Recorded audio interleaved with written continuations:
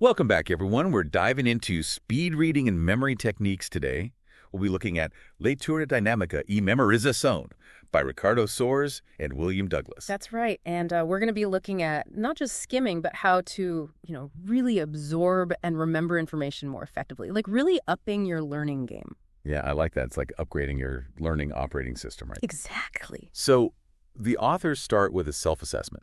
Kind of like, you need to figure out where you are on the map before you can plot your route. Yeah. Have you ever thought about, what's the psychology behind self-assessment, though? It's very powerful. I think a lot of people don't realize how much just recognizing where you are at is actually the biggest motivator to change. And that's where they introduce these reading villains. I love that. Yeah. Reading villains. It makes them sound almost kind of sinister. They are. Especially when you realize how much they're impacting your ability to, to read quickly and retain information. So, they talk about things like vocalization, like when you're reading aloud or even moving your lips, right? You're basically limiting yourself to the speed of speech.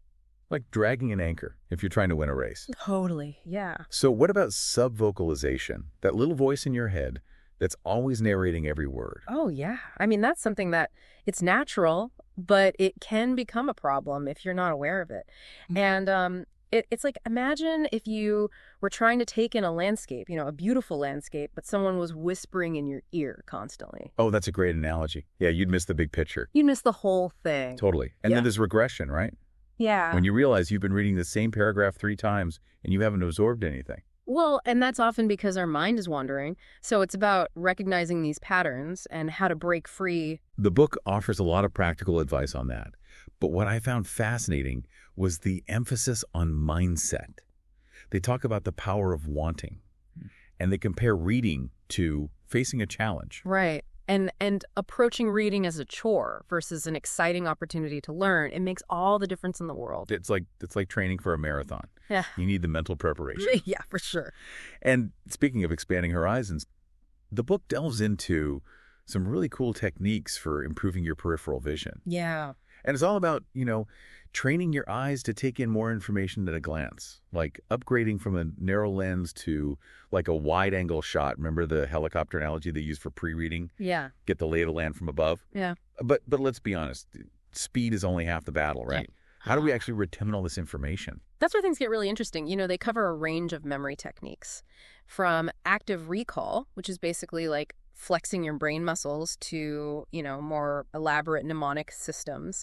These systems, especially the linking system and the memory palace, they sound like they're out of a spy movie, but they actually work. They do, yeah. So the linking system is all about, making connections between pieces of information and making them stickier, I guess. So it's like you're building a chain of associations, right? Exactly. Got it. And the memory palace is taking it a step further, right? Where you're using a location that's familiar to you, like your house. Okay. And you're mentally placing the information that you want to remember in specific spots. And so you're creating this mental map.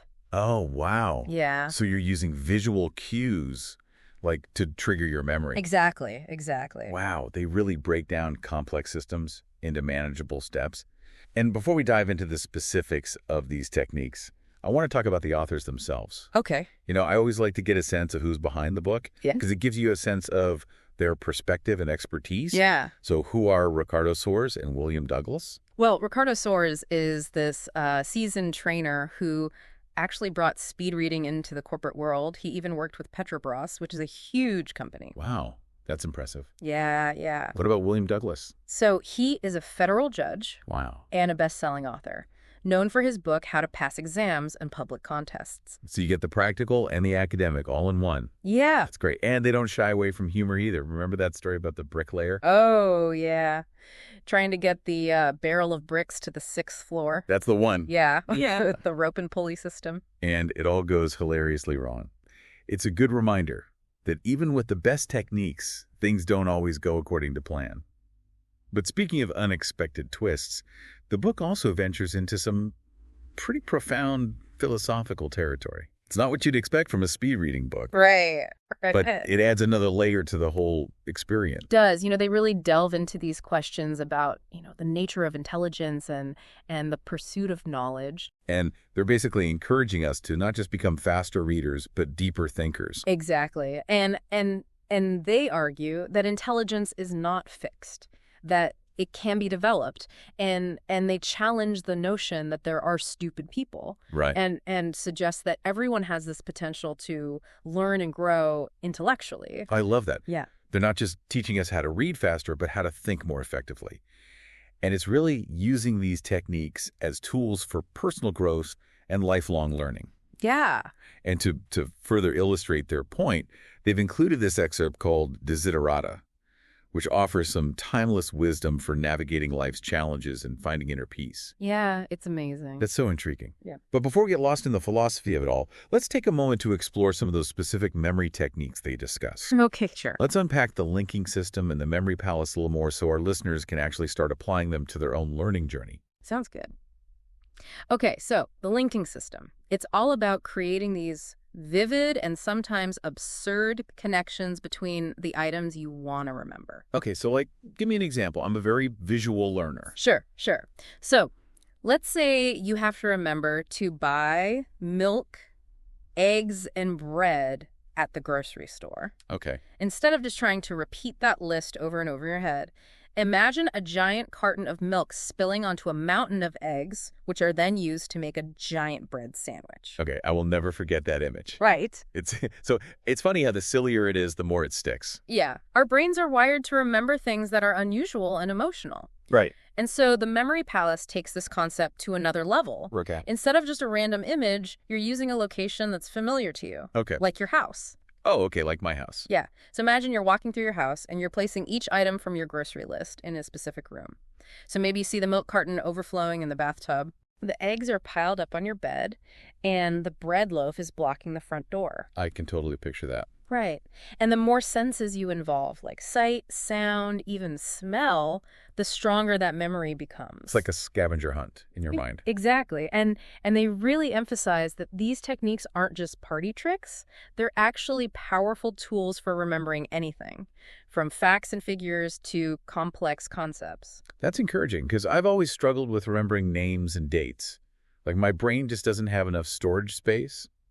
Well, and the thing is, it's not about storage space. It's about organization. Yeah. These techniques are providing a framework for structuring information in a way that makes it easily retrievable. So it's like having a good filing system instead of just a junk drawer. Exactly. That makes sense, yeah. Yeah, and they provide a lot of guidance in the book on how to develop those systems. And they even touch on things like note-taking and study strategies and really encourage you to experiment and find what works best for you. So one size doesn't fit all with these things. No, not at all. Not at all. Okay. And they also stress the importance of active recall, which is basically testing yourself on the material. Okay. It's like going to the mental gym and lifting weights for your brain. I can see how that would solidify information. Yeah. So, I'm really curious, though, how does all this tie back to speed reading? Because it seems like if you're focusing on reading faster, you might miss out on the details you need to build those memory palaces. That's a great question. Yeah, and they address this directly in the book. Okay. And they say that speed reading isn't actually about skimming.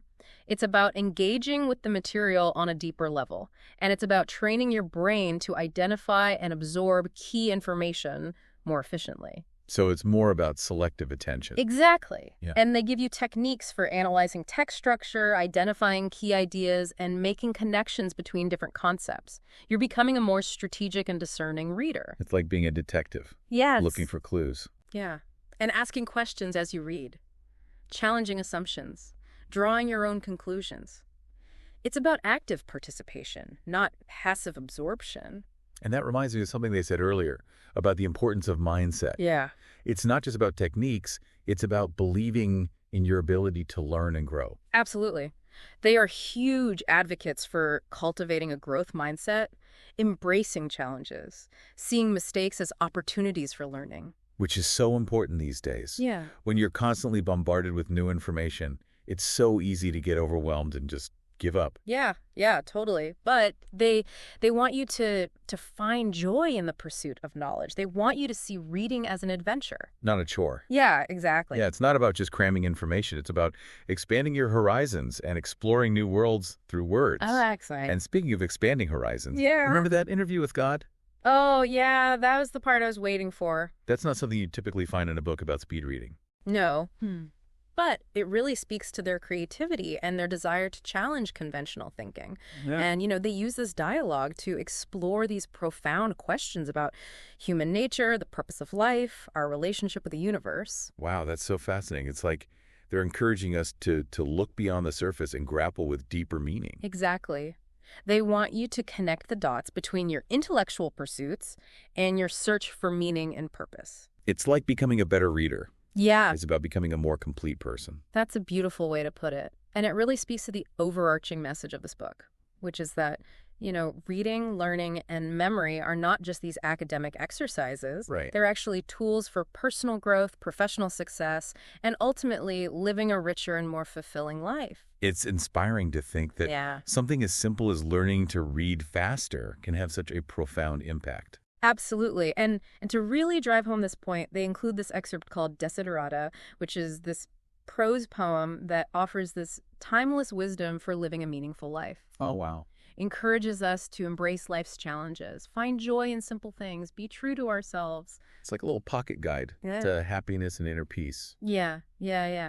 And it really complements the practical techniques in the book, reminding us that it's not just about efficiency, it's about enriching our lives. And that's what makes Leitura Dinâmica e Memorização such a special book, I think. Yeah. It's a very holistic approach to learning. It is. Combining practical strategies with a deep appreciation for the power of the mind and the beauty of knowledge. Yeah. I'm so glad we took this deep dive into it. I have a whole new perspective on reading and learning.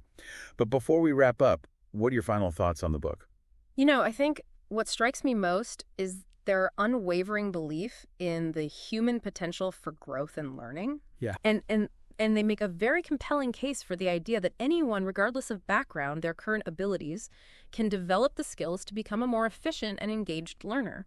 It's a powerful message of empowerment. It is. That I think, we can all take to heart. So for our listeners out there, what's the key takeaway you want them to walk away with? I would say, embrace the techniques, the philosophies presented in Leitura Dinâmica e Memorização. Experiment with them, find what works for you. And most importantly, don't be afraid to challenge your own assumptions about what's possible. You have the power to become a more effective reader, a more engaged learner, and ultimately a more fulfilled individual. That is beautifully said. Now, as we conclude our deep dive into Leitura Dinâmica e Memorização, I want to leave our listeners with a final thought-provoking question. Imagine if, everyone embraced these ideas, the techniques, the mindset shifts, the joy of learning. What would a world of super learners even look like? Oh, man. That's a great question. I mean, just imagine the potential for innovation, for problem solving, for just understanding complex issues. It would revolutionize everything from scientific advancements to social progress, I think. And it wouldn't just be about individual achievement either, right? No, not at all. It would change how we communicate and collaborate as a society. For sure. Imagine a world where people can, quickly absorb and process information, critically analyze different viewpoints, and build on each other's ideas. It would lead to more informed decision making, more effective solutions to global challenges. And let's not forget the personal benefits. I mean, think about the impact on self-confidence and just fulfillment when you have the tools to learn anything you set your mind to. Oh, absolutely. It's incredibly empowering. You're no longer limited by, your current knowledge or skill set. You can constantly evolve, adapt, and grow.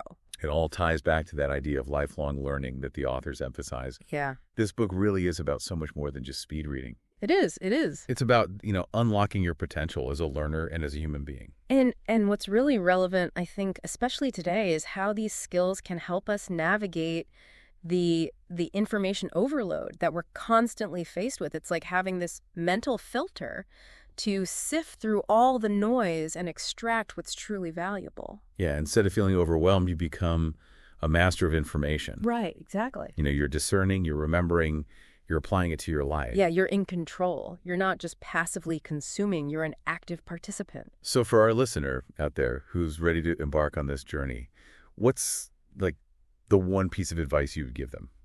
I would say don't be afraid to experiment. Try out the techniques, find what resonates with you, make them your own. There's no one-size-fits-all approach to learning. So the key is to, find what works for you and have fun with it. That's such great advice. And remember, it's not about becoming a speed reading robot. Yeah, no, not at all. It's about becoming a more engaged, efficient, and joyful learner. Exactly. Embrace the challenge, celebrate the victories, and never stop exploring the world of knowledge, right? There's always something new to discover. That is a perfect note to end on. Thank you so much for joining us on this deep dive into Leitura Dinâmica y Memorização. We hope you found it as enlightening as we did. Now go out there and conquer your reading goals.